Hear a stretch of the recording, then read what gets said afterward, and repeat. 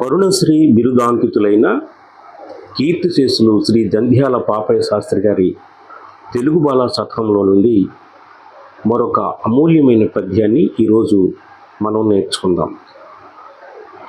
బ్రతికినన్ని నాళ్ళు ఫలములిచ్చటెగాదు, చచ్చి కూడా చీల్చి ఇచ్చుతనువు. త్యాగభావమునకు తరువులే గురువులు, లలిత సుగుణజాల తెలుగు బాల.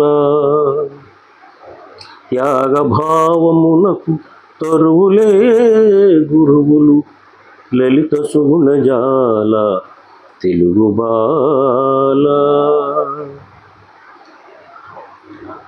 చెట్లు బ్రతికి ఉన్నంత కాలం మనకి పండ్లు, కాయలు, పుష్పాలు ఇచ్చి మనల్ని ఆనందింపజేస్తూ, మన ఆకలి తీరుస్తూ, మనల్ని ఆదుకుంటూ, మనల్ని ఎంతగానో ఆనందింపజేస్తాయి, మనకి సేవ చేస్తాయి.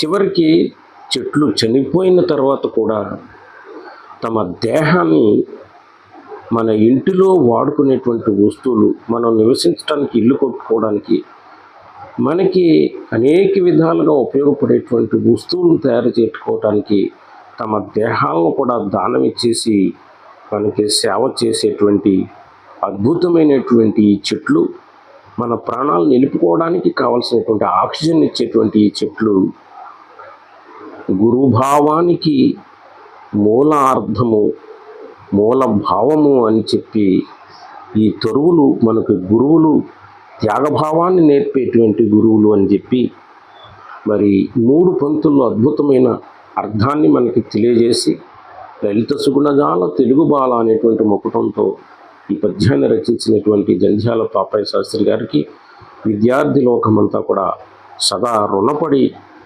ఉంటుంది అని చెప్పి ఈ పద్యాన్ని బట్టి మనకు అర్థమవుతుంది. అదే విషయాన్ని నేను మీకు తెలియజేస్తున్నాను. నమస్తే అండి.